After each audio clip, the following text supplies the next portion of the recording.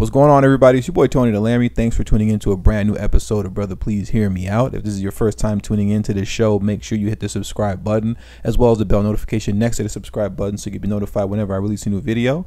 Follow me on Twitter at TD Hip Hop Media. Also, don't forget to text TD Hip Hop to number 33222. That's TD Hip Hop to number 33222. That way you'll get a direct text notification whenever I release a new video, but it also serves as a protection plan for myself in case YouTube ever gives this channel the axe. I'll be able to send you a direct link to where you can find me next. And lastly, but certainly not least, if you've been following this channel for quite some time now and you have a love and appreciation for the work that I do on this channel, the number one way you can show your support towards me is by showing support on Patreon. The link will be in the description below as well as pinned in the comment section. And on Patreon for only $5 a month, that'll help put me in position to be able to take TD Hip Hop Media off of YouTube. Remember, the goal is to grow independent of YouTube, not to grow big on YouTube. Now, with all that said, let's get into the show. One of the things that I wanted to bring up real quickly before we get in depth into today's show is that in the comment section of one of my videos that I did a while back ago, somebody asked me a very interesting question. It was a good question, and I wanted to repeat that question and give the answer here publicly. I did respond to him through the comment section back in the day, but I feel like it's a question that should be answered publicly. And that question was as it pertains to getting the certifications concerning CompTIA A+, Securities Plus, Networks Plus, and everything that goes into getting certified in order to enter into an entry-level position in the tech space. He asked me whether or not it was difficult. And my answer to that is simply this. Whether or not it's difficult is irrelevant. That doesn't matter. Everything is difficult. Everything is hard. Prior to me recording this episode of Brother, Please Hear Me Out, for whatever the reason being, the mic wasn't working and it wasn't connecting to the laptop. And needless to say, I don't have time for that. My time is very limited, is very scarce. There's always a problem. There's always an issue. Everything's hard. Everything's difficult. The real question that you got to ask yourself is whether or not you can discipline yourself enough to remain focused long enough to accomplish the task that's in front of you, which is doing your due diligence, studying properly in order to pass these certification exams. That's the only question you got to ask yourself. Asking yourself whether or not it's hard or it's difficult, that means absolutely nothing. Everything's difficult. But can you discipline yourself to stay focused long enough in order to do what you have to do to get to where you're trying to go? And there's nothing easy or simple about studying for those exams.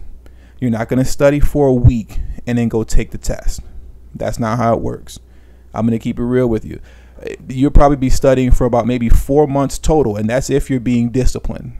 If you're trying to pass the CompTIA A+ exam, because there's 2 exams. When it comes to the Security Plus and the Networks Plus, I believe from what I've heard, most people, it takes about 3 months of studying before you are actually ready to take those exams. So it's a lot of reading. It's a lot of studying. Can you discipline yourself to do the work? And that's the biggest problem that most of us as people have.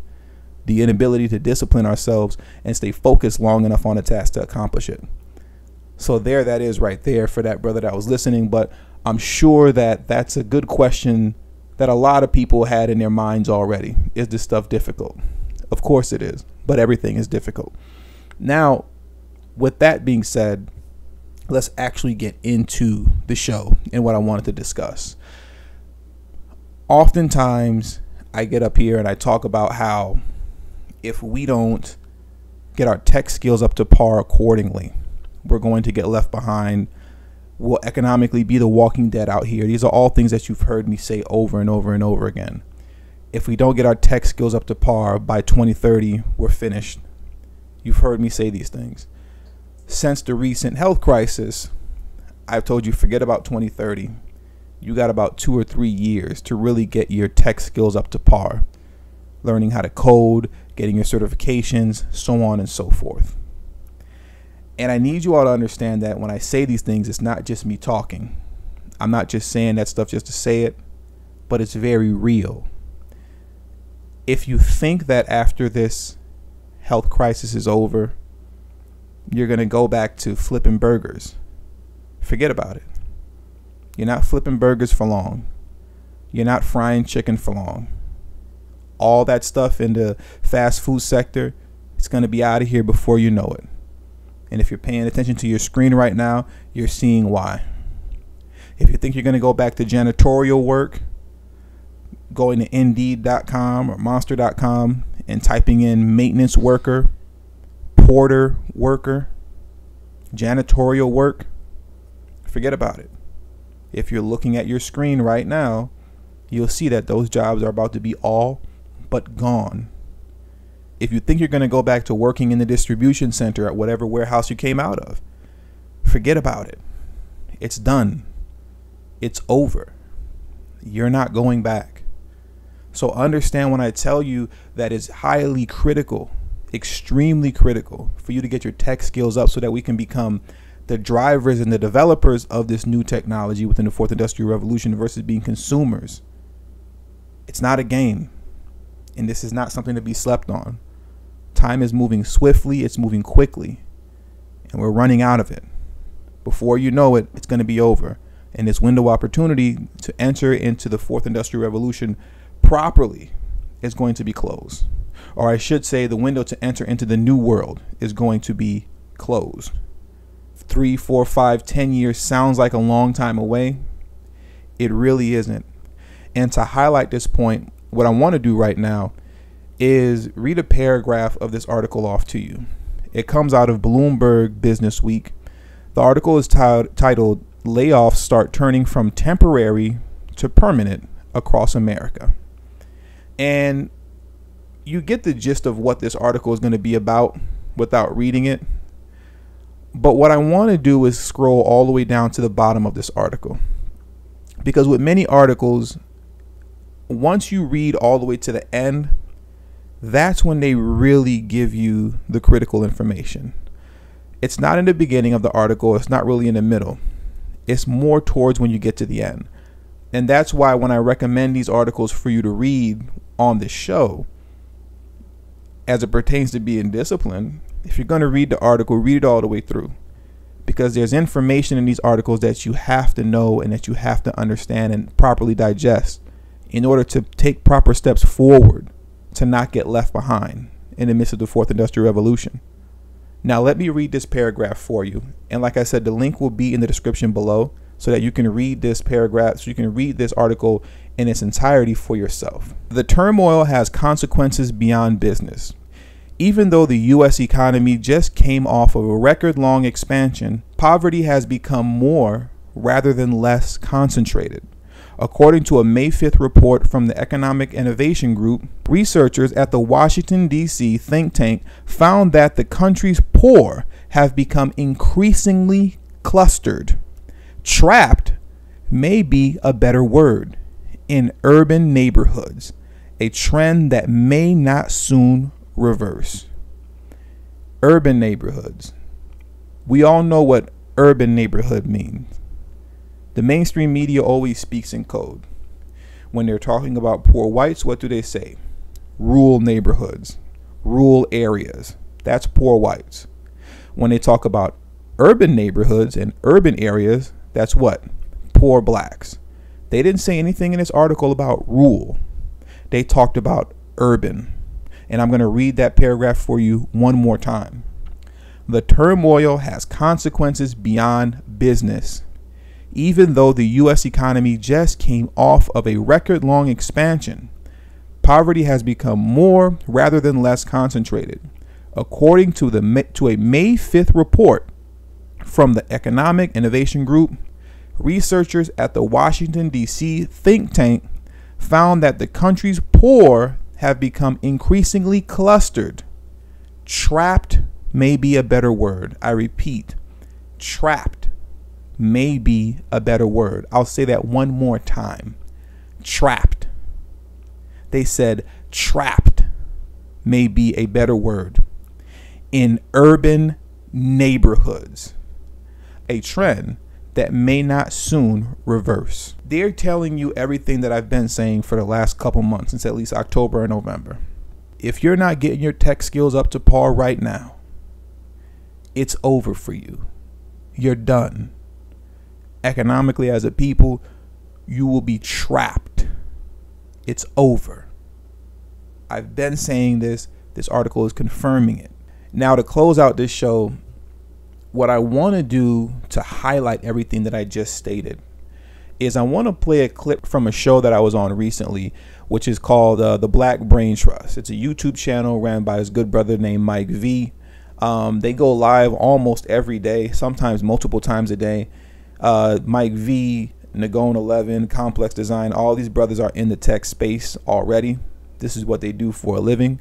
So they know what they're talking about. They're very thorough with their information concerning the fourth industrial revolution and everything that's going to be happening moving forward. And while I was on the show, and because I called up, I asked Mike V what I felt was a very important and interesting question that needed to be asked so that we can understand, why is it that in our community we take the cool factor and the gangster archetype so serious? Why do we identify with it as a people so much? Not all of us, but too many of us. Why do we identify with it the way that we do and take it so serious? If an educated brother that went to an HBCU or Harvard, it doesn't matter, approaches you and starts talking to you about fourth industrial revolution technologies and what we got to do to move forward as a people, we're not really trying to hear it. Not all of us, but too many of us. You're not really trying to hear it. But if a 50 Cent says it, if a Jay-Z says it, well then, oh man, that's deep. Yeah, you heard what he was saying? That's a problem. That is a serious issue in our community. And the answer that he gave spoke volumes to how seriously we need to take this current transition that's happening from moving from the old world into the new world by way of the fourth industrial revolution. So with that being said, I'm going to let Mike V take over from here. Please take everything that he's saying to heart in order to understand that this is serious business here, and we cannot afford to take this moment in time lightly. Well, Mike, real quick, I just wanted to jump in and ask a question. And it's really for anybody who can answer this, but I've heard you on many occasions, Mike, talk about and break down the fact that in the Black community, for whatever the reason being, we take the gangster archetype seriously, meaning like if you're a 50 Cent or Jay-Z or whoever, or even a Nipsey Hussle, we'll take you seriously if you're breaking down some game, whatever that game may be. Nipsey talked often about cryptocurrency, which some people don't know. So if he said it, if he was still alive, it's taken seriously. Oh man, that's deep. Yeah, Nipsey talking about crypto. But if a brother that went to school and did his thing, like the guy we're talking about, CJ, if he talks about it, we don't take it seriously. So I was just curious if anybody can maybe explain to me, and I think that's important to break down, at what point did that actually change in our community? You know what I mean? Where we started taking dudes with swag seriously over brothers that are actually accomplished. Third wave industrialization. So there's actually a good book. Let me bring up the book real quick. And so to answer your question, where did it break down? It broke down during third wave industrialization. Third wave industrialization is IT and automation, okay, and robotics, okay? Once those jobs started shifting out of Detroit and those other blue collar states, the opportunities for those Black men became less and less and less because they did not have the level of education to compete in those other, in the new industrialization. And so talking about jobs like the steel mill and whatnot, right? Yeah, so your blue collar high school dropouts and stuff like that, they were able to go there and get a decent job, okay? Flint, Michigan was the breadbasket of Black America's, wealth and stuff like that, at least in Michigan. What happened with third wave industrialization is that a lot of those guys who could not compete because they did not have the level of education actually had to hit the streets. And so street culture inevitably took place as a form of measure for Black male achievement. So when Nipsey Hussle opens up a strip mall or something like that, he's celebrated. When Robert F. Smith does what he does for Morehouse, he's wrong because of who's on his arm, or because he doesn't have the cool factor, especially who's on his arm. It also adds into the less cool factor, right? So Joseph C. Phillips wrote a book called He Talks Like a White Boy. He talks about this in the first chapter, that this cool factor that Black people really go for is what's causing a lot of these problems. It's not allowing, give me a second. It's not allowing any sort of innovation. And innovation comes from having an imagination and having a complex conversation together that drives innovation. We don't imagine ourselves being outside of what we already, of what they perceive us to be. And so nothing complex comes out of that. And so no innovation comes out of that. And so you have the cyclical rate of 40-plus-year-old guys trying to teach you game from a perspective that's not really productive. Okay, you can't, what you do in the Black community cannot be transpired anywhere else. It doesn't work anywhere else. You can't take game to the continent. It doesn't work. You can't take game to Latin America. It doesn't work. For whatever reason, Black people seem to think that that's the business. It's not, man. Go to China and talk about running game on the Chinese and watch how fast that gets you tossed up out of the country.